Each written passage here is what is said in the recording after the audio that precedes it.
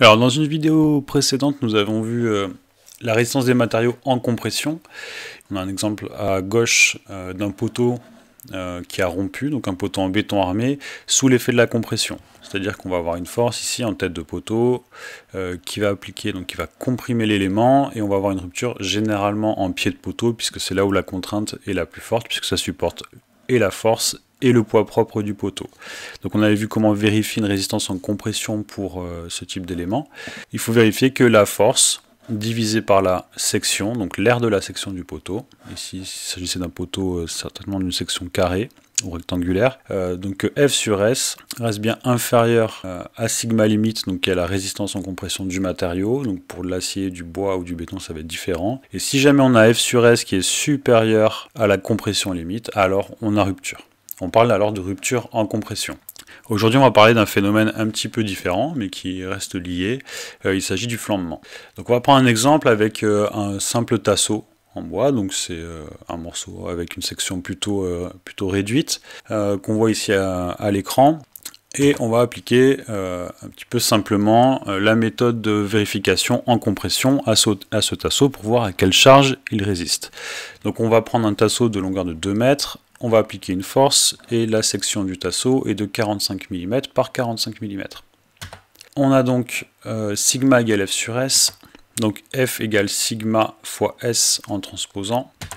C'est qui nous donne donc 18 mégapascales, il s'agit d'un bois C18, fois 45 mm au carré, puisqu'il s'agit d'une section carrée, et on arrive à une valeur de 36 450 newtons, soit une masse de 3,6 tonnes. Ça veut dire que ce petit tasseau en bois est capable en théorie de résister à 3,6 tonnes.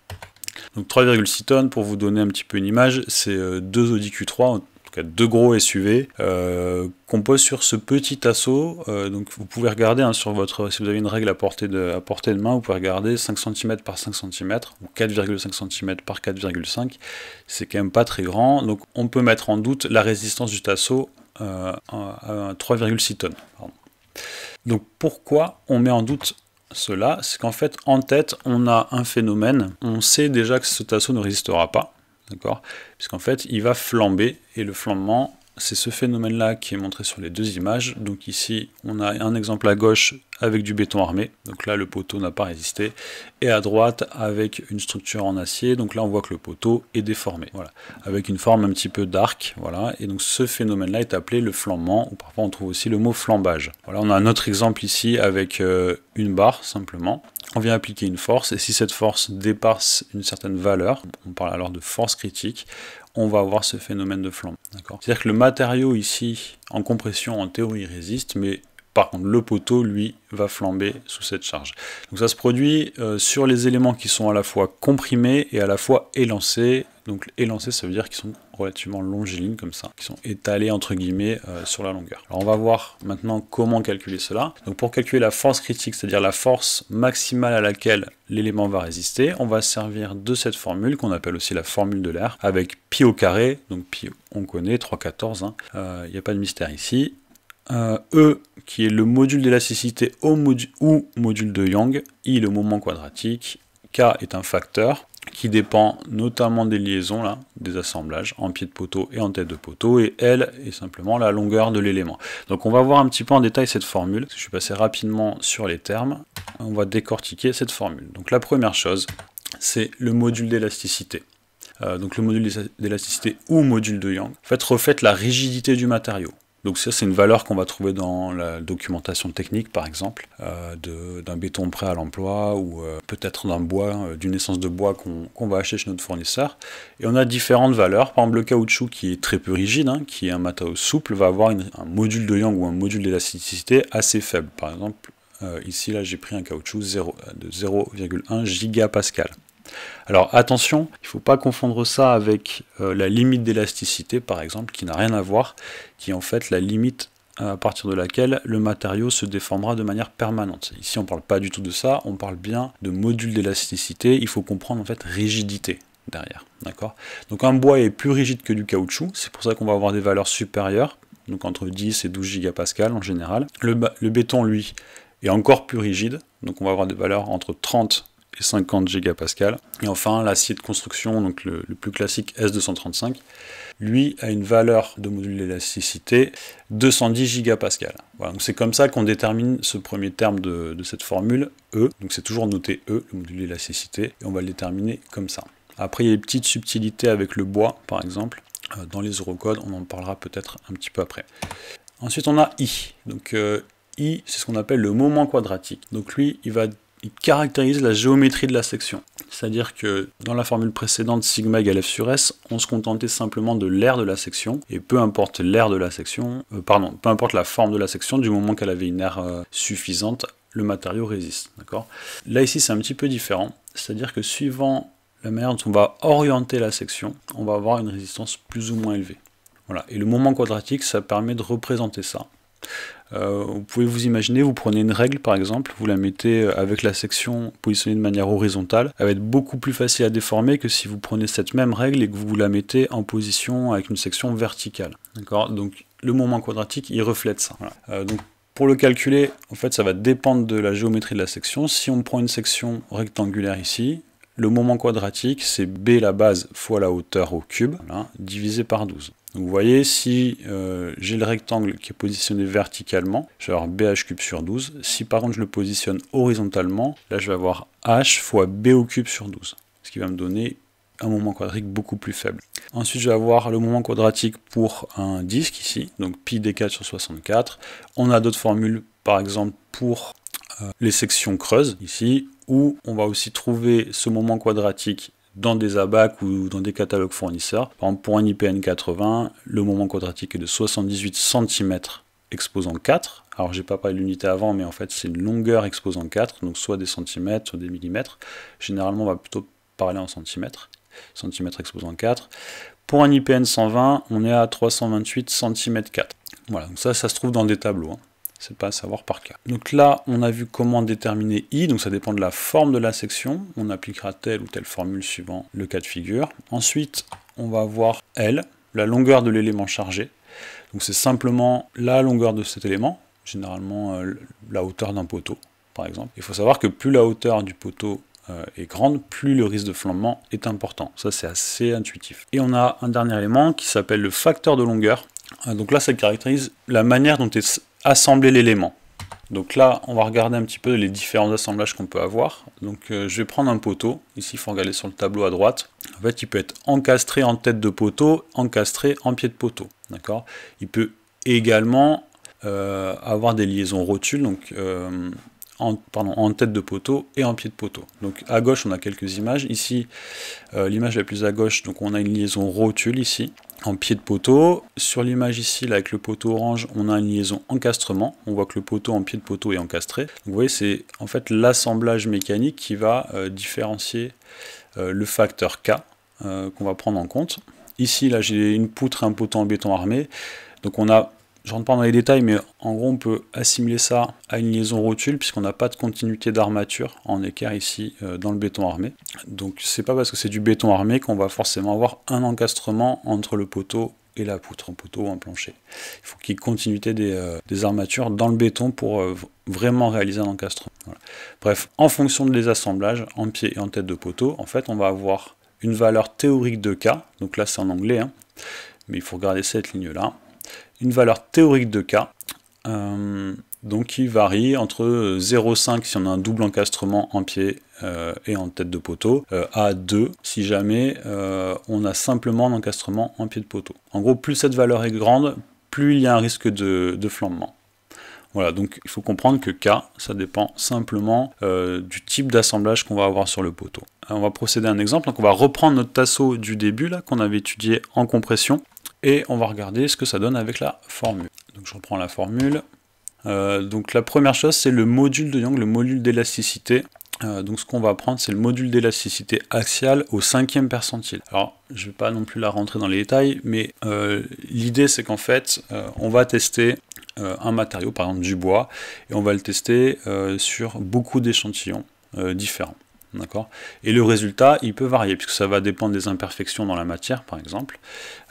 Et en gros, on va se retrouver avec une courbe qui est plus ou moins en forme de cloche. Et au centre de cette cloche, au centre entre guillemets, hein, on va avoir la moyenne. Nous, ce qu'on veut, c'est pas la moyenne, parce qu'on veut être sûr que le matériau résiste, d'accord, que le poteau ne casse pas. Donc on va prendre ce qu'on appelle le 5e percentile, c'est-à-dire que 95% des échantillons testés avaient un module d'élasticité supérieur à la valeur. Donc si je prends un bois C18 ici, il s'agit d'un résineux, on est à 6 gigapascal. Vous voyez, cette valeur-là est inférieure au module d'élasticité moyen.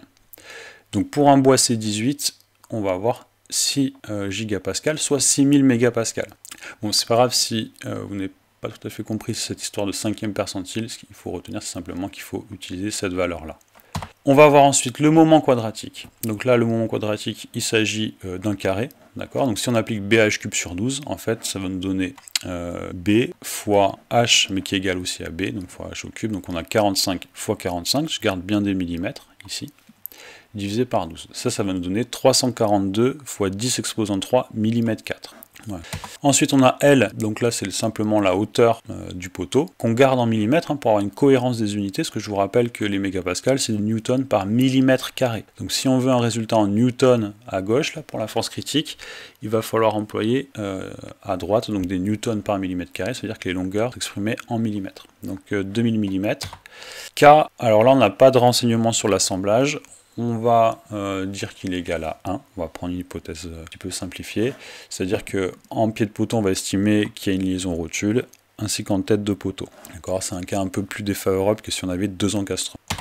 On remplace dans la formule, voilà, et on trouve à la fin 1611 newtons, soit une masse à peu près de 160 kg. Je rappelle, donc on reprend la comparaison. En compression, on avait trouvé une résistance de à peu près 2 SUV, 2 Audi Q3, donc c'était à peu près 3600 kg, 3 tonnes 6. Donc ça, c'est la résistance du matériau, en compression. Par contre, quand on prend le poteau et qu'on regarde son élancement et qu'on applique la formule de l'air donc pour trouver la force critique, en fait, on se rend compte que ce poteau-là, donc ce petit assaut, il ne résistera pas du tout à 3 tonnes 6. En fait, il va plutôt résister à une force à peu près de 160 kg. Alors attention, ça c'est des calculs de prédimensionnement, hein. C'est pas des calculs réglementaires, c'est-à-dire que si vous l'appliquez dans la réalité, peut-être que la charge, en fait, peut-être qu'il rompra avant, peut-être qu'il rompra également au-dessus.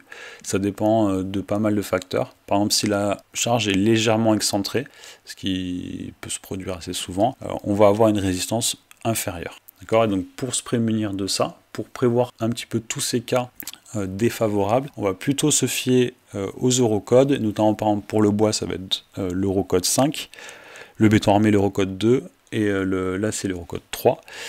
Donc là on va intégrer différents facteurs. On peut avoir par exemple des facteurs d'imperfection. Donc ici il n'y a pas les détails, hein, mais c'est pour vous montrer simplement qu'on va avoir des facteurs. On va avoir aussi des coefficients de réduction qui vont réduire en fait cette force critique. Donc au lieu de 160 kg, ça va être une force inférieure. Voilà. Et donc ça va dépendre de paramètres plus ou moins compliqués, vous voyez avec des formules également plus ou moins compliquées, mais si on veut vraiment vérifier une structure, bien sûr, il faut se fier aux calculs réglementaires. Donc maintenant on va regarder un petit peu comment augmenter la résistance au flambement. On peut avoir un cas, par exemple on réalise le calcul, et mince, on arrive à un cas en fait où on va avoir un flambement. Par exemple, si notre tasseau, on avait posé une charge de, je sais pas moi, 2 tonnes dessus, on fait le calcul, on voit que ça résiste à 160 kg, donc c'est pas bon. Il va falloir trouver une solution pour éviter le flambement. Donc la première chose, c'est changer le matériau. Par exemple, au lieu de prendre un tasseau en bois, on va prendre peut-être un poteau métallique. Ensuite, on peut augmenter le moment quadratique. Tout à l'heure, on avait une section carrée de 45 mm de côté. Peut-être qu'on va aussi pouvoir changer cette section-là. On va aussi rigidifier les assemblages. On avait K égale à 1. Si on procède à un assemblage par encastrement en pied de poteau et en tête de poteau, à ce moment-là, on se retrouve avec K égale 0,5, mais ce K est au carré. D'accord, donc 0,5 au carré, ça fait 0,25, ce qui va en fait multiplier par 4 la résistance. Simplement en changeant l'assemblage, en faisant l'encastrement en bas et en haut du poteau. Et on a une dernière solution, quand on regarde la formule, c'est de réduire la longueur de flambement. Donc on ne va pas réduire la hauteur du poteau, puisqu'en fait, si on veut, je sais pas moi, un plafond de 2 mètres, alors c'est bas un plafond de 2 mètres, c'est pour l'exemple, il nous faut un poteau de 2 mètres. On ne peut pas réduire le poteau à 1,50 m et baisser le plafond, ça va pas être, on va dire fonctionnellement, entre guillemets, ça va pas correspondre à notre projet. Donc on va procéder autrement. Voilà, et donc là je rentre un petit peu plus dans les détails parce que c'est une solution qui est souvent utilisée. En fait, le but, ça va être de réduire la longueur de flambement. Comment on fait ça? En fait, on va mettre en place des raidisseurs. Donc on le voit ici sur l'image de droite, les raidisseurs, c'est en fait ces éléments horizontaux. Donc eux, en fait, ce qu'ils vont avoir pour rôle, c'est de créer un point fixe au niveau du poteau et éviter du coup le flambement, puisqu'en fait la longueur de flambement qu'on va prendre en compte, c'est plus L, c'est-à-dire la hauteur totale du poteau, mais ça va être L sur 2. Donc si le raidisseur est placé à la moitié de la hauteur, on va avoir en fait comme deux poteaux à prendre en compte. Et donc cette fois-là, on va avoir L sur 2. Là, on a un carré dans la formule, donc ça va nous donner L sur 4. Donc si on met un raidisseur à la moitié du poteau, en fait, on va augmenter par 4 la résistance du poteau au flambement. Terminer cette vidéo, simplement pour vous dire qu'il n'y a pas seulement les poteaux en fait qui sont, pour lesquels il y a un risque de flambement. On a d'autres éléments structuraux et généralement c'est des éléments qui sont suffisamment élancés et qui sont aussi soumis à de la compression. Donc on peut avoir par exemple un mur. Donc ici on a un mur de soubassement, soutènement, puisqu'en fait on voit que ça vient soutenir de la terre. Donc ici on va avoir des charges verticales en tête de mur, déjà qui peuvent, qui peuvent amener un risque de flambement, mais ce risque de flambement il va être encore plus important vu qu'on a la poussée de la terre, ici une poussée latérale, donc ça va bien sûr augmenter le risque de flambement.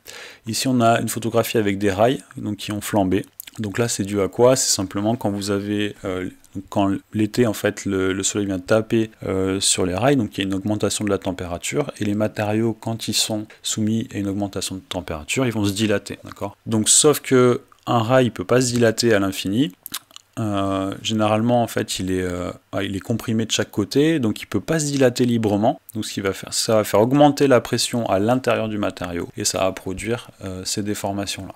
Ensuite, on a un élément assez courant aussi, c'est tout ce qui est structure en treillis. Donc là, on a un exemple. Et en fait, dans les structures en treillis, donc ça dépend de la forme du treillis, mais on a des éléments qui sont soumis soit à de la traction, soit à de la compression. Et donc tous les éléments soumis à de la compression dans un treillis peuvent éventuellement être amenés à flamber. Voilà, donc là, on a un exemple. Ici, on a un élément qui est localisé avec la flèche. On voit qu'il y a eu une déformation en flambement ici. Donc là, je pense que c'est certainement dû à une force latérale. Voilà, donc je m'arrête ici pour cette vidéo. C'était simplement une introduction au flambement. On a vu également comment résoudre un petit exercice de flambement relativement simple avec ce tasseau qui était notre exemple depuis le début de la vidéo. Voilà, j'espère que ça vous a aidé et n'hésitez pas à poser vos questions en commentaire.